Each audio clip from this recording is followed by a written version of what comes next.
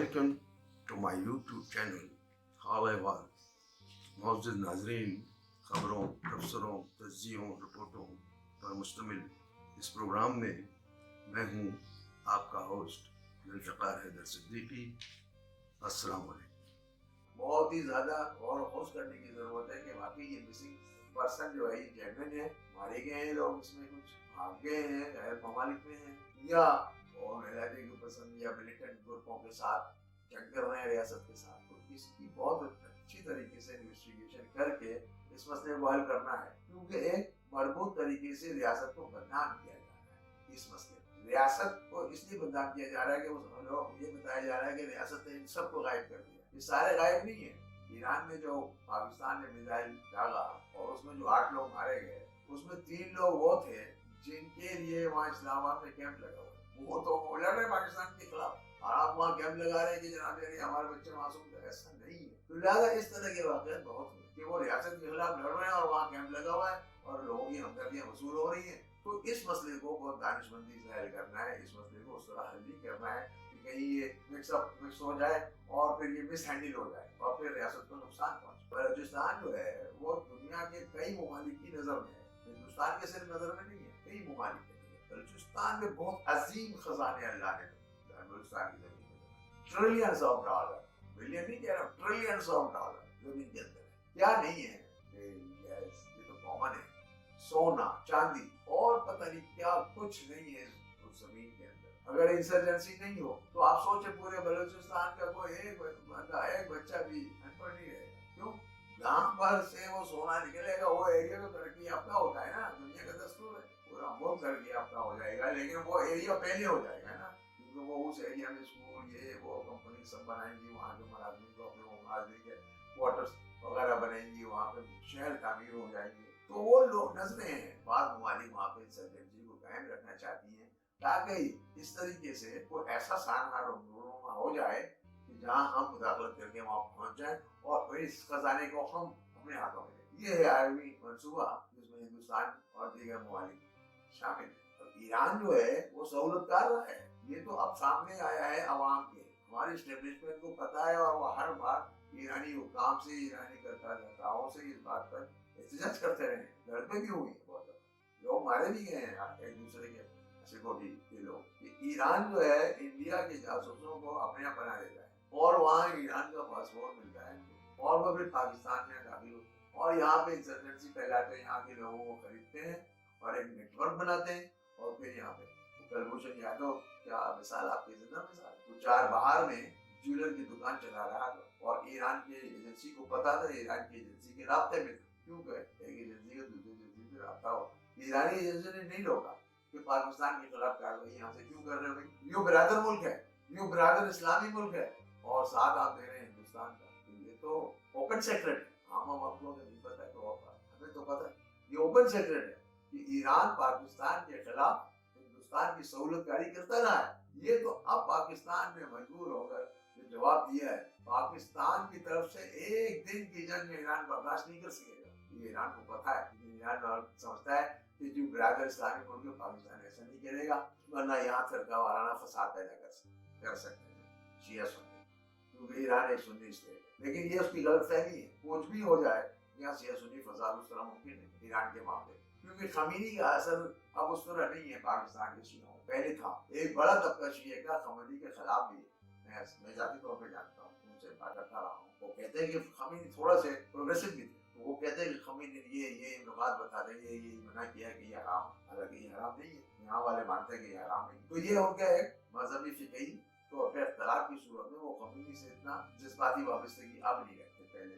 تو لہٰذا یہ ایران کی بھول ہے کہ یہاں شیعہ سنی فساد ہے. ہاں مختلف پاکٹس میں کرا سکتے. پچھلے دنوں وہ کس طرح کسی شیعہ کو مار دیا، سنی پر الزام لگا دیا. خفیہ طور پہ کسی سنی کو مار دیا، شیعہ پر الزام لگا دیا. اس طرح سے نفرت، لیکن اس طرح سے فسادات جس کو کہتے ہیں گلی گلی محلے ناممکن ہے. کبھی نہیں ہوگا. بس ایران کو باہر آنا چاہیے. اس طرح کی مضمون مقاصد کے ساتھ ہی ایران کے قائدین جو ہیں، جو ان کے آیت اللہ ہیں، ان کو اس بات کو سمجھنا چاہیے.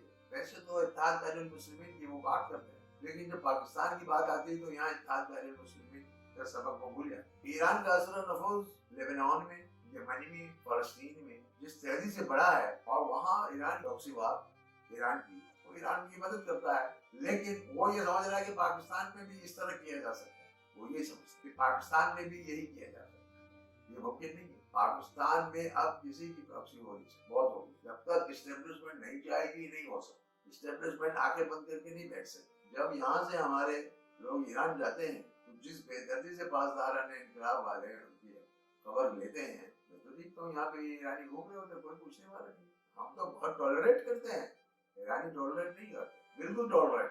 اور ایران کو امریکہ کے سینکشن لگایا اور بری طرح ایران بند تھا، تو پاکستان نے کتنی مدد کی ہے، بے تحاشا مدد۔ ایران بھول گیا اس بات، ایران ہمیشہ انڈر اسٹیمیٹ کرتا ہے، سعودی عرب کو انڈر اسٹیمیٹ کیا، اس کے سفارت خانے کو آگ لگا دی، معمولی بات نہیں ہے، سعودی عرب نے برداشت کر لیا، لیکن یہ تو بہت بڑی بات تھی۔ پھر انڈر اسٹیمیٹ کیا، پاکستان پہ حملہ کر دیا، اگر اس کا جواب جو نہیں دیا جاتا تو وہ شیر ہو جاتا، وہ چیک کر رہے ہوتے ہیں۔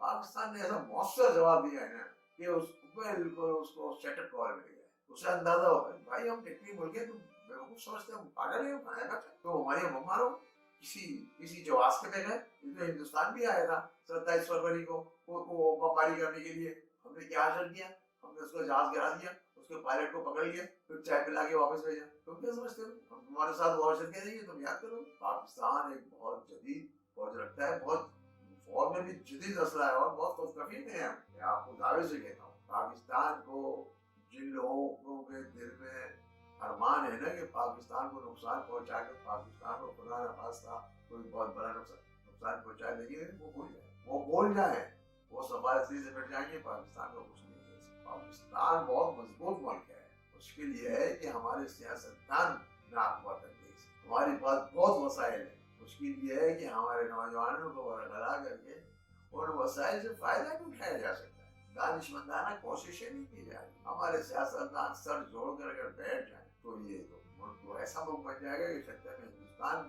کو بھی پیچھے چھوڑ دے گا۔ لیکن ہمارے یہاں سے سیاستدان ہی سے لیکن عمران خان ہے، عمران خان نے سیاست میں ایسی آلودگی پیدا کی ہے پولوشن کہ ایک ڈیو پروسیس کے تحت عمران خان کا سیاستدان بنا نہ اس کی پارٹی سیاسی پارٹی، اسی لیے میں کہتا ہوں اس کی پارٹی سیاسی پارٹی ابھی نیم سیاستدان ہے، کمزور سیاستدان، اس کی گاڑی ابھی اس پروسیس سے گزری ہی نہیں ہے جو جس پروسیس سے مختلف سیاسی پارٹیاں گزرتی ہیں اور پھر وہ پارٹی بنتی ہے۔ پارٹی ایسے نہیں بنتی ہے۔ اسٹیبلشمنٹ نے جب اس پر ہاتھ رکھا اور وہ بہت تیزی کے ساتھ سیاسی پارٹی کے طور پر آگے آ گئے، جب وہ سیاسی پارٹی کے طور پر آگے پری میچور آ گئے، اب انہیں سمجھ میں نہیں آ رہا کرنا کیا ہے، اوپر سے بین الاقوامی ایجنڈا بھی ان کے ہاتھ میں، جیسے کہ ہمارے یہاں آپ ان کو کچھ بھی کہیں، گرب کہیں، یہ کہیں، مسلم لیگ ہے، پیپلز پارٹی ہے، یہ آئی ہے، دیگر پارٹی، سنجیدہ لوگ ہیں، ان کے لیڈران، ان کی قیادت سنجیدہ قیادت ہے، سمجھدار لوگ ہیں، چیزوں کو سمجھتے ہیں،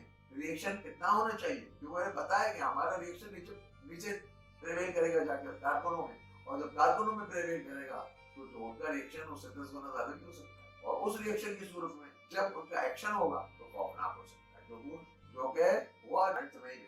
تو ایسی صورت کے اندر وہ ایک غیر سنجیدہ سیاستدان ہے، اور غیر سنجیدگی میں وہ پری میچور پوزیشن ہے، وہ سیاستدان بنا بھی نہیں، ابھی کسی مرحلے میں سیاستدان نہیں بنا، ابھی اسے چاہیے وقت، اسٹیبلشمنٹ نے اسے سیاستدان بنا دیا، اسٹیبلشمنٹ کی مہربانی تھی، اسے الیکشن بھی جتوا دیا اور اسے سیاستدان بھی بنا دیا، اور اب وہ اسٹیبلشمنٹ کے گلے پڑا ہوا ہے۔ اس وقت وہ اسٹیبلشمنٹ کے گلے پڑی ہے، اسٹیبلشمنٹ کو چیلنج کر رہا ہے، ریاست کو چیلنج کر رہا ہے، وہ ایبو دی اسٹیٹ ہو گیا، یعنی اسٹیٹ اوپر نہیں، وہ اسٹیٹ کے اوپر ہے، وہ کہتا ہے اگر میں جیتا تو ٹھیک، ادروائز اسٹیٹ سے اوپر ہے۔ کیوں؟ یہ وقت سے پہلے جو مل گیا اس کو، وہ خود کہتا ہے کہ ہمیں حکومت جو ملی ہمیں ہماری تیاری نہیں تھی، یعنی اسے بھی اندازہ نہیں تھا کہ اتنی جلدی حکومت مل جائے گی، کیونکہ تیاری نہیں، وہ آن جاب ٹریننگ میں تھا، وزیر اعظم بن گیا اور ٹریننگ بھی ہوگی۔ تو میں تو اس کو سیاسی پارٹی نہیں مانتا، پریشر گروپ، ملیٹنٹ گروپ، ایسی ملیٹنسی جب چاہے بندوق بھی اٹھا لیں اور جب چاہے سیاسی ڈانڈا اٹھا لیں، یعنی پیسہ اس دور میں سب سے بڑا جرم ہے کرپشن، پیسہ اس کے پاس کہاں سے آتا ہے پتا ہے؟ بولتے نہیں، بولتے ہیں تو گالیاں کھاتے ہیں، جس نے بولا اس کو گالی دے، آج وہ معصوم بنے ہوئے ہیں۔ جب کسی پارٹی کی ریڈ لائن اس کا لیڈر ہو کہ گرفتار ہم ہونے نہیں دیں، یہ ریڈ لائن مطلب نہیں لگا یہ شخصیت پرستی نہیں ہے تو کیا ہے؟ شخصیت پرستی اگر جس پارٹی میں ہے وہ سیاسی پارٹی نہیں ہے. سیاسی پارٹی میں نظریے کی پرستی آئیڈیالوجی ہے. اس آئیڈیالوجی پہ جو قائم ہے اس کو سیلوٹ کریں. اگر قیادت آئیڈیالوجی سے ہٹ جائے تو وہ قیادت کی بات مانیں گے یا نظریے کی بات مانیں گے. سیاسی پارٹی ہوگی تو قیادت کو ہٹا دیں گے, وہ نظریے کی بات. کیونکہ کوئی بھی سیاسی پارٹی میں داخل ہوتا ہے اس پارٹی کے نظریے سے واضح ہوتا ہے. وہ لیڈر کی شکل دیکھ کے نہیں جاتا کہ لیڈر کی شکل بہت خوبصورت ہے, تو وہ نظریہ ہی اس کو اس پارٹی میں لے کے جاتا ہے اور اس پارٹی کے لیے وہ کام کرتا ہے. یہاں پر ایک شخص ہے اور وہ ہے تمام کارکنوں کی ریڈ لائن, اور وہ شخص عمران خان. اب اس کا مطلب ہے کہ عمران خان کتنا بھی بڑا مجرم ہو, جرم کرے, کیونکہ وہ ریڈ لائن ہے, تو کارکنوں کی نظر میں جرم نہیں, کارکنوں کی نظر میں جرم نہیں بنا. اور یہ خطرناک بات ہے. شخصیت پرستی تو ہم نے دیکھی ہے پاکستان میں, اور بھی بھٹو ہے, لیکن اس کے بیچ اس کے ساتھ ان کا نظریہ بھی ہے, صرف شخصیت پرستی نہیں. لیکن تحریک انصاف میں صرف شخصیت پرستی ہے, تحریک انصاف کا تو کوئی نظریہ ہے ہی نہیں. آج تک تحریک انصاف کا کوئی نظریہ ہے تو میں نے بہت سارے لوگوں سے بات کی کہ بھئی آپ اپنی آئیڈیالوجی بتائیے, 1 2 3 4 5 پوائنٹ ٹو پوائنٹ بتائیے. یہ لانا ادھر کے لانا, یہ تو سب کرتے ہیں. آپ کا نظریہ کیا ہے؟ یہ تو اچیومنٹ ہے, یہ تو مینیفیسٹو ہے جو آپ اچیو کریں گے. نظریہ کیا ہے؟ کس نظریے کی بنیاد پہ اپنے مینیفیسٹو پہ عمل کریں گے آپ؟ کیوں نہیں؟ کوئی اسٹڈی سرکل نہیں, کسی کو بتایا نہیں. ہوگا نظریہ تو بتایا نہیں گیا, یا تو نظریہ ہوگا نہیں. مگر بڑے آرام سے کہتے ہیں کہ نظریات ٹھیک ہوگا. نظریات ہے کیا ذرا وہ تو بتا دیں. نظریہ ہے جماعت اسلامی, نظریہ ہے یہی والی بات, تو وہ بیان کر سکتے ہیں. اور وہاں شخصیت پرستی نہیں ہے. جماعت اسلامی میں شخصیت پرستی نہیں ہے. جماعت اسلامی کے پولیٹیکل ایسپیکٹ سے بہت زیادہ اختلاف رکھتا ہوں میں, لیکن جو حقیقت وہی ہے کہ جماعت اسلامی میں شخصیت پرستی نہیں ہے.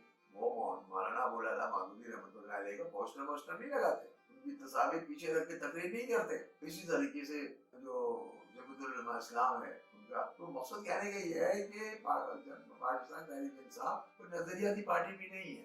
یہ سیدھی ایک اپرچونسٹ پارٹی ہے جو موقع کے مناسبت سے بنائی گئی ہے, جس پر اسٹیبلشمنٹ نے کام کیا اور اس کے ساری جو سافٹ ویئر اپڈیٹ کیے اور اس کے مطابق وہ چل پڑے.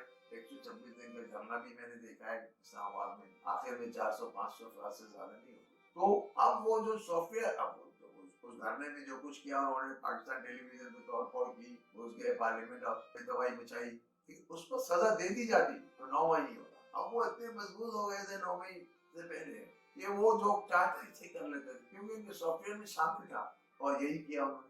آپ اسٹیبلشمنٹ چاہتے کہ یہ چھوڑ دیں اس کردار کو, اپنے سافٹ ویئر چینج کریں, لیکن وہ سافٹ ویئر اب چینج نہیں ہو رہا ہے. تو بہرحال اس کے ساتھ ہی آج کا یہ پروگرام کا اختتام ہوتا ہے. مزید خبروں, تبصروں, تجزیوں اور رپورٹوں کے لیے آئندہ پروگرام میں آپ سے ملاقات ہوگی. اس وقت تک کے لیے اللہ حافظ.